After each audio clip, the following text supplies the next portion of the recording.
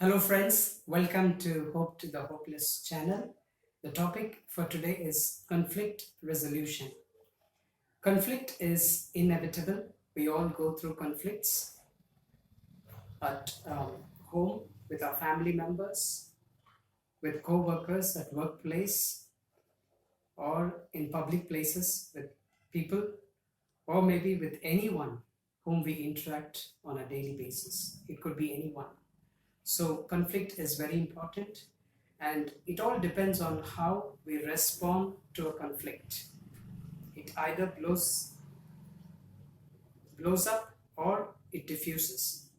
The best way is to diffuse it, if not resolve it. At least we can diffuse it rather than resolving it. So I want to give you 2 steps what we need to do. The first thing is to take initiative when a conflict happens. I want to explain this with an incident from the Bible. Abraham and Lot were together, and their herds, their livestock were grazing together. Their herdsmen, their people, their workers were handling that livestock. And the land could not hold the livestock because there were so many livestock, and they had a lot of disputes between the herdsmen of Abraham and Lot. So every time they were quarreling for the land. So Abraham noticed it, and he wanted to put a full stop, and he tried to diffuse that situation. And he said to Lot, "Look, let's not fight with each other. Let's divide the land. You choose the land.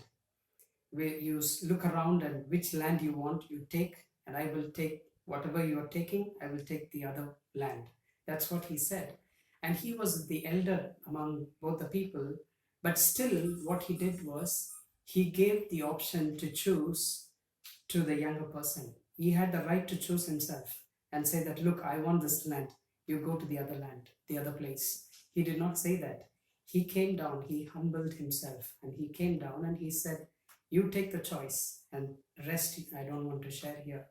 So he took the initiative to resolve that, and that conflict was diffused. It was resolved, actually.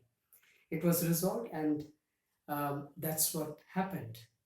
So, my dear friends, in your life as well, sometimes you need to speak up, you need to give up things.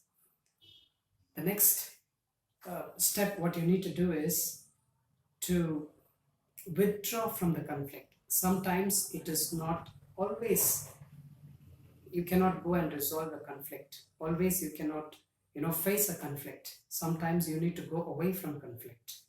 And I want to give you an example. The example is of Isaac. Isaac and his men dug up 3 wells. The first 2 wells, when he dug up, the local men came and said that, no, this is our water. This is our right. We need this well. It is he who dug up, but they claimed the right. And what he did was, he gave up. He said, "Okay, you take this." So first 2 wells, he gave it to the men who claimed that it was theirs. The 3rd well, he dug up, and that was without any conflict. And God blessed him. So we see here that he withdrew from the conflict. So these are the 2 things what you can do. But before we do these 2 things, we need to do another 2 things. What is it? That is, you need to know when to do what. That is what you need to do. You need to ask God. For that, you need to ask God. You need to ask God for wisdom, what you need to do for that conflict, whether you need to resolve it or whether you need to go away from it. Many times, my dear friend, I have seen myself in my professional life that many times there was some credit which had to come to me. I know that I had done certain things in my professional life, but the credit did not come to me. Someone else got the credit. For all the hard work, what I did, someone else got the credit. But I never spoke up against anything against them. What I did was like Isaac. I just moved on. I prayed. And you know what? God blessed me. That is what matters. It is very difficult, my dear friend. It is very difficult because we always try to immediately counterattack, talk double what the other person did, and then we try to fight with our own strength. In that way, you will lose relationship, you will lose your peace. So, what important is that you need to ask God what you need to do, and second thing is find a common cause, a common reason to stay united. If there is a common purpose, then you keep that and then you work towards it. Because Abraham had a relationship, he wanted a relationship with his nephew. Lot was his nephew. So he didn't want to spoil the relationship. And likewise, Isaac wanted peace with people. He could have fought and he could have said, no, this is my own property, this is my right. But so he had a higher reason. So I want to give you scriptures. There are a lot of scriptures about conflict, about anger, all these things. But I want to give you just two scriptures. Matthew 5:9, it says that blessed are the peacemakers, for they shall be called the children of God. Colossians 3:13, it says that bear with each other, one another, and forgive one another. If they have had some grievances, forgive one another. Just like how God forgave you, the Lord forgave you, you also need to forgive. That is what Colossians 3:13 says that. So my dear friends, this could be for an individual, this could be for a country, it could be for a leader, it could be for anything, because anybody, because the whole world, the whole Bible talks about love, it talks about forgiveness. So that is what the whole Bible is all about.